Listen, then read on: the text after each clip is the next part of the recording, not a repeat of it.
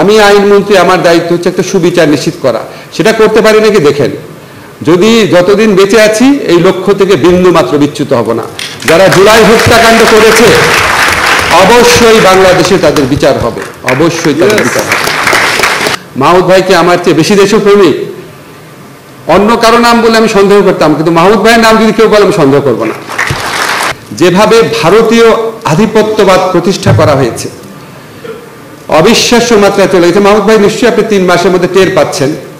আমাদের এখানে এমনকি একটা সামান্য বিয়ের প্রোগ্রামের মধ্যেও আমি দেখি আমার নিজের চোখে দেখা হিজাব করা মেয়ে, সেও হিন্দি নাচের তালে তালে ড্যান্স করছে, এমনভাবে অনুপ্রবেশ করিয়েছে।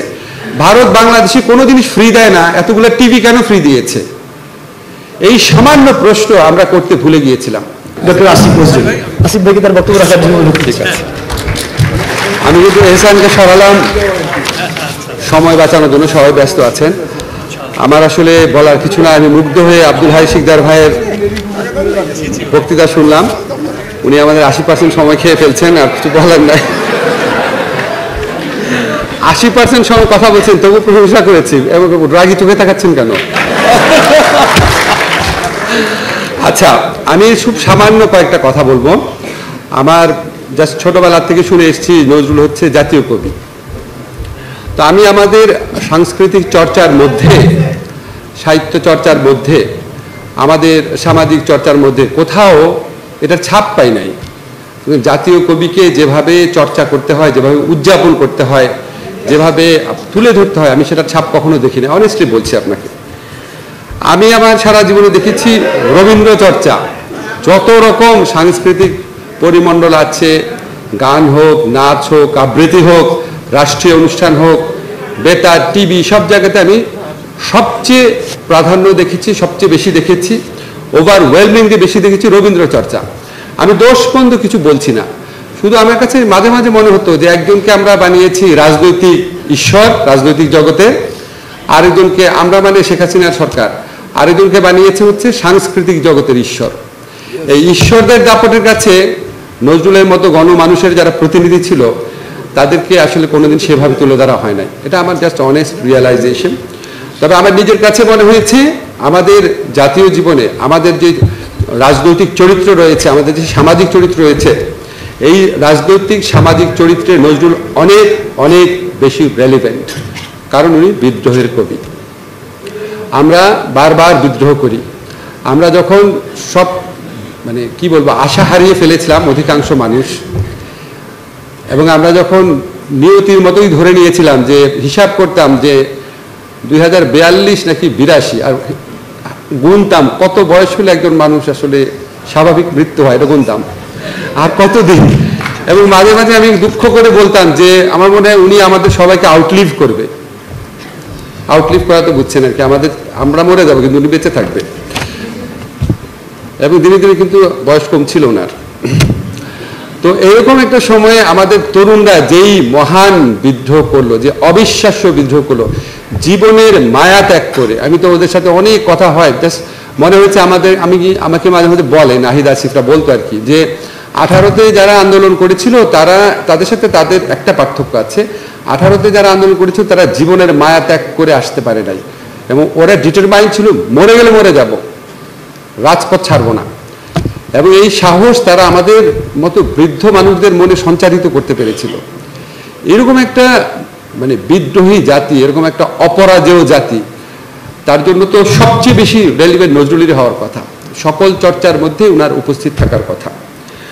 আমি তো কবিতা পড়তে পারি না, বাট যখন আমরা এই কবিতার লাইনগুলো শুনি যে বিদ্রোহী রণক্লান্ত আমি সেই দিন হব শান্ত, যবে উৎপীড়িতের ক্রন্দন রোল আকাশে বাতাসে ধনিবে না। এর চেয়ে মহান কথা কি থাকতে পারে?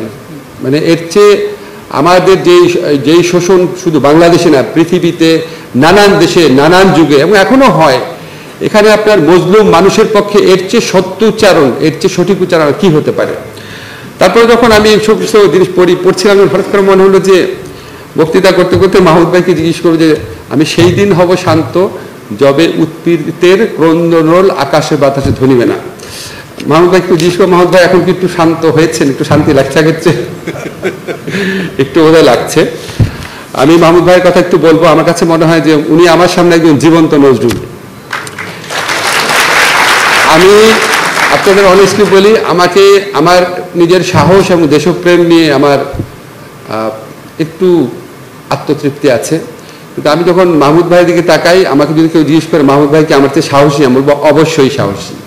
মাহমুদ ভাইকে আমার চেয়ে বেশি দেশপ্রেমিক অন্য কারো নাম বলে আমি সন্দেহ করতাম, কিন্তু মাহমুদ ভাইয়ের নাম যদি কেউ বলে আমি সন্দেহ করবো না।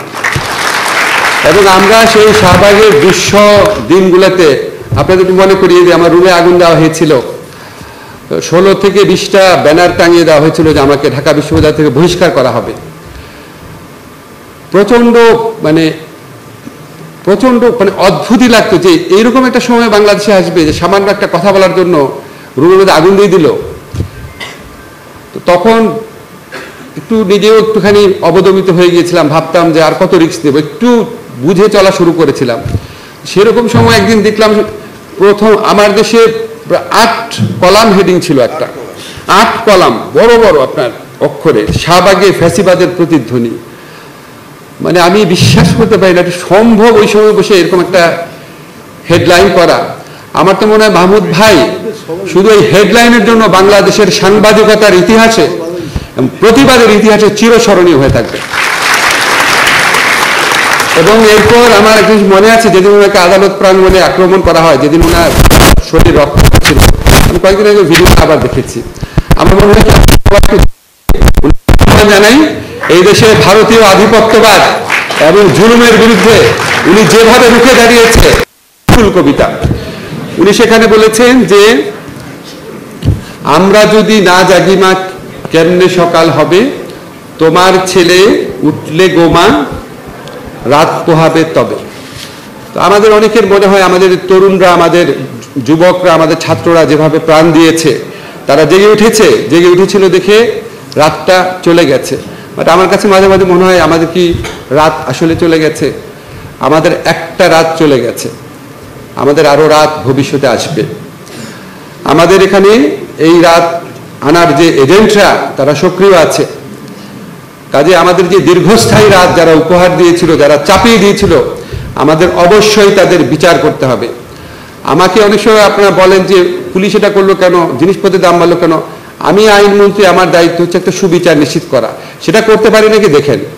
যদি যতদিন বেঁচে আছি এই লক্ষ্য থেকে বিন্দু মাত্র বিচ্যুত হব না। যারা জুলাই হত্যাকাণ্ড করেছে অবশ্যই বাংলাদেশে তাদের বিচার হবে, অবশ্যই তাদের বিচার হবে।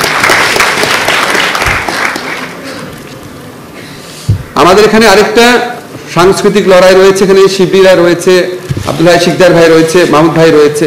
আমাদের এখানে আমি কোনো শত্রুতা বশত বলছি না, আমাদের দেশের সর্বক্ষেত্রে বিশেষ করে সাংস্কৃতিক অঙ্গনে যেভাবে ভারতীয় আধিপত্যবাদ প্রতিষ্ঠা করা হয়েছে, অবিশ্বাস্য মাত্রায় চলে গেছে। মাহমুদ ভাই নিশ্চয়ই আপনি 3 মাসের মধ্যে টের পাচ্ছেন।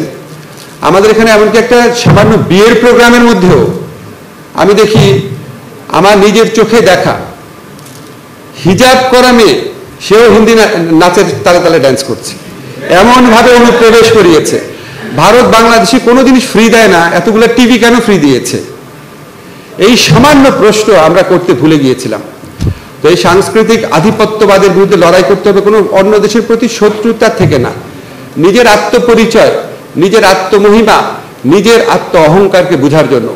এই লড়াই মাহমুদ ভাইয়ের পত্রিকা অব্যাহত রাখবে, জুলুমের বিরুদ্ধে পত্রিকার লড়াই অব্যাহত থাকবে, এটা কামনা করছি। নজরুল ইনস্টিটিউটে আমাদের বন্ধুরা আছে, বাংলা একাডেমিতে বন্ধুরা আছে, সমস্ত ক্ষেত্রে নজরুল চর্চাটা শুরু হবে। এই চর্চাটা খুব আনন্দময় ভাবে করতে হবে। আব্দুল হাই শিকদার ভাই বললো না যে চাপিয়ে দেওয়া না, চাপিয়ে দেওয়ার পরিণতি কি হয়? এই শত শত মূর্তি ভাঙার মধ্যে তো আপনারা দেখেছেন। চাপিয়ে দেওয়ার দরকার নেই, এটাকে আনন্দময় ভাবে, উপভোগ্য ভাবে, সবার কাছে অংশগ্রহণমূলক ভাবে সবার কাছে জিনিসটাকে স্প্রেড করতে হবে। আমরা আমাদের তরুণদের মধ্যে স্বতঃস্ফূর্তভাবে যে দেয়াল লিখন দেখেছি, এই দেয়াল লিখনের ভাষা বাংলাদেশের প্রতিটা প্রান্তরে নিয়ে যেতে হবে।